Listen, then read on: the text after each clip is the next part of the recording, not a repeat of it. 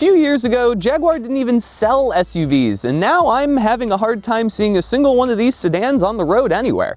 But the car I have with me here, the refreshed for 2020 Jaguar XE, is the choice of mold breakers who are tired of seeing the same German metal over and over again. But is stepping outside the usual triumvirate actually worth it? Let's find out.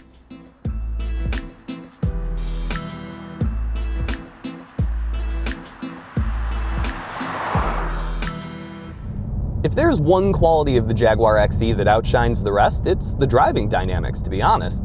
The chassis is an absolute peach, working in conjunction with adaptive dampers to keep this thing flat as a pancake when I'm chucking it into corners. I mean, combine that with some of the most direct, responsive steering I've felt in a while, and baby, Jaguar's got a real stew cooking here.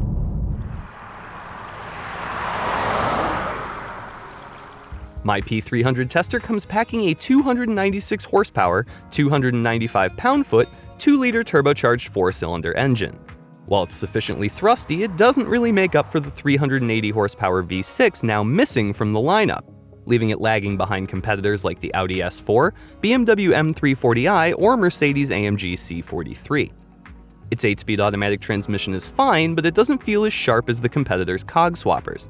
Nor does the manual shift option really feel like the car is giving me the final say in what gear gets chosen. Now, while the XE P300 is kind of a stiff boy, it's still pretty good on roads around town. Now, when I'm driving in the smoothest mode possible, which is comfort mode, it still isn't, say, as luxurious as a C-Class, but that's not a bad thing. Instead, Jaguar chooses to let the sportier side of its chassis shine more like a BMW than anything. My only real issue when driving this thing around in the city is the brake pedal. It's kind of grabby and it doesn't really permit the smoothest stops. My tester is the least efficient XE in the lineup with an EPA estimated fuel economy of just 22 mpg city and 30 mpg highway. Now that might seem kind of middling, and it is, but in terms of its competitive set, it's pretty high up there. It's above cars like the Audi S4 and Mercedes C43, while it's tied with the BMW M340i, and it's just a little bit behind the Alfa Romeo Giulia.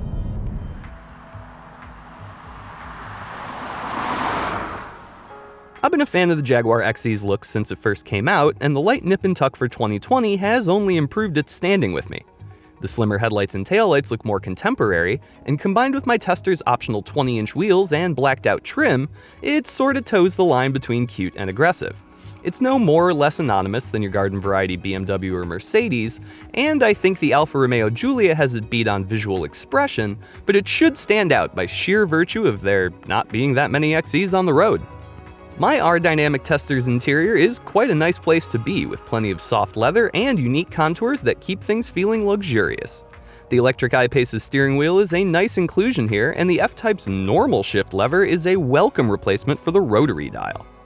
I would recommend skipping over the $1,000 carbon fiber trim in favor of something a bit more adult, and you can't change the fact that the rear seats are claustrophobic with little in the way of headroom and footwell space.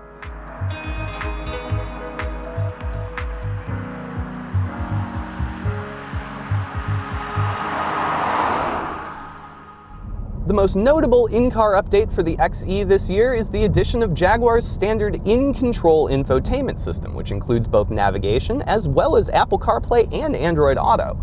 And to be honest, it's probably a good thing smartphone mirroring is standard, because while Jaguar has made a lot of leaps forward with its infotainment system, it is still kinda clunky to use and kinda slow to respond, and boot up can take a while, especially if you've spent the whole night on ice.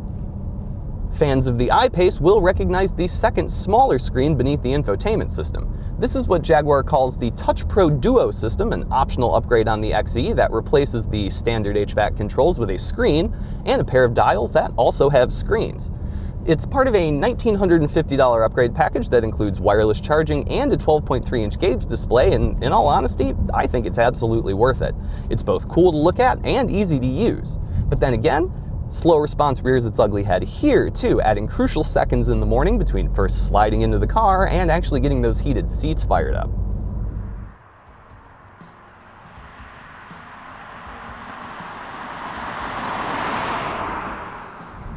As for safety systems, well, Jaguar makes a whole bunch of them standard, including parking sensors, automatic emergency braking, and lane keep assist. If you really want to round everything out, you can also add adaptive cruise control and blind spot monitoring together for just $1,700. My favorite little piece of tech though is in the rearview mirror here. If you flip this switch, you go from the mirror to a feed from your backup camera. Now, it's not exactly groundbreaking tech, other automakers have had that for years, but it's still pretty cool.